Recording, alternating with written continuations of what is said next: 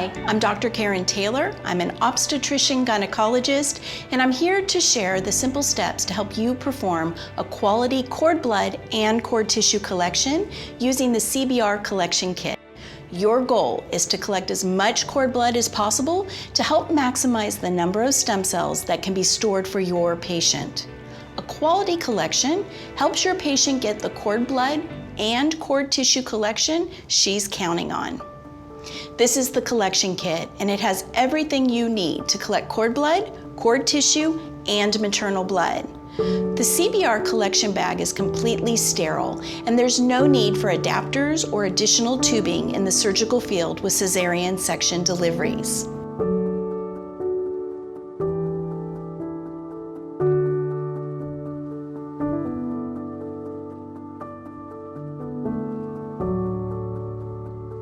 This is a simple procedure, so let's get started. The cord blood should be collected as soon as possible after the cord is clamped and cut, within a few minutes of the birth, and while the placenta remains in utero. If cord tissue collection is also requested, perform the cord blood collection first. Now double clamp and cut the umbilical cord as close to the infant as possible. And when drawing newborn blood for hospital testing, never draw more than 3 cc's, so you can maximize the cord blood collection volume. Using sterile collection technique helps prevent contamination by microorganisms that could limit the sample's use. Swab the umbilical vein at the fetal end of the cord using the alcohol swab provided or betadine. Clean with a single motion, being careful not to wipe over an area with the same swab. Close the white clamp on the tubing to maintain a closed collection system. Then, gently twist and pull the needle cover off.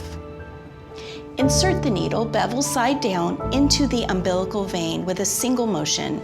Extend the tubing to its full length, and to increase collection volume and speed, make sure that the collection bag is lower than the uterus. Open the white clamp to start the flow. The collection should take approximately 3 to 5 minutes. Patience goes a long way when you perform the collection. Several cc's of cord blood may contain millions of stem cells, and it's important to remember this is a once-in-a-lifetime opportunity.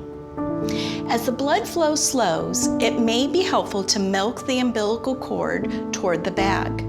And as a last attempt to maximize your collection volume, you can massage the uterus to attempt to increase placental blood flow into the cord. If you are unable to collect cord blood prior to the delivery of the placenta, perform an ex utero collection. Place the placenta in a basin and follow steps 1 through 3.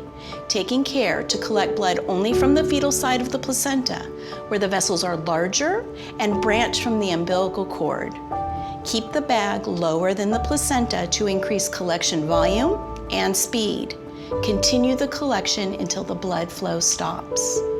When the blood flow stops, close the white clamp to prevent leakage and maintain sterility. Remove the needle from the umbilical vein and slide the safety guard over the needle. Remove the needle by cutting the tubing between the white clamp and the safety guard.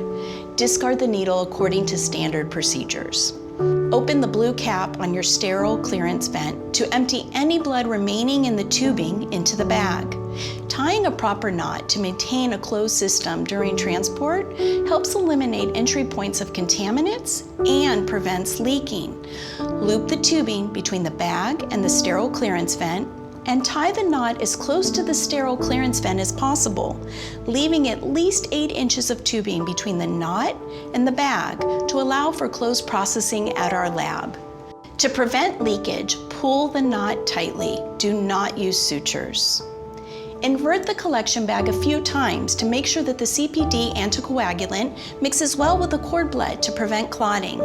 Then, complete the cord blood sample label found on the inside left panel of the box and affix the label to the bag.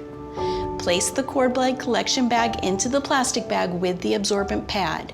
Seal the bag and return it to the kit. A collection cup is provided for the cord tissue sample.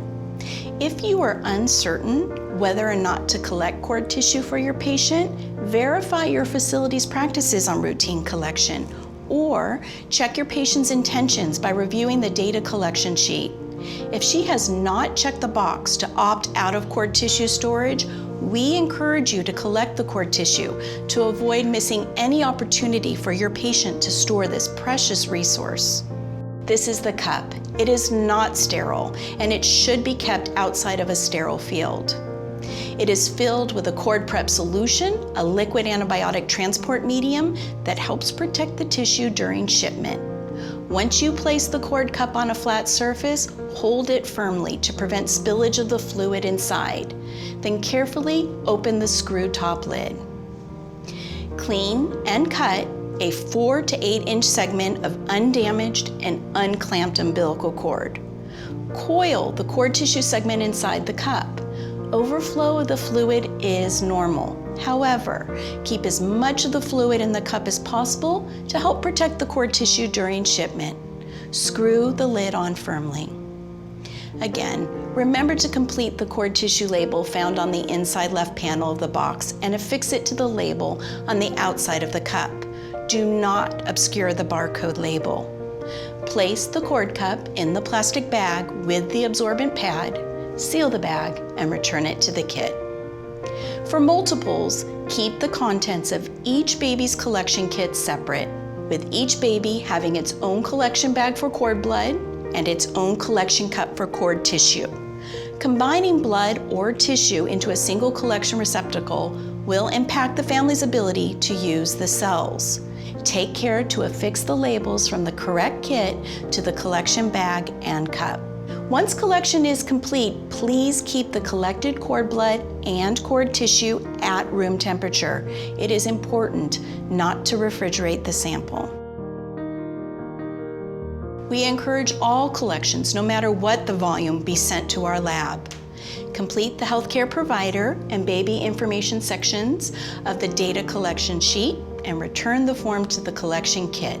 Then, give the kit to your patient with instructions to call CBR's medical courier for pickup. It is important that your patient calls within the first few hours. Any delay in shipment can decrease the number of viable cells that your patient will have for storage. Thank you for watching this CBR collection kit training video. We encourage you to share it with your practice and other healthcare providers. Your patients will appreciate the extra time you devoted to train on a quality cord blood and cord tissue collection. We're excited to have you join our healthcare provider network. Together, we are working to advance medicine through stem cell therapies.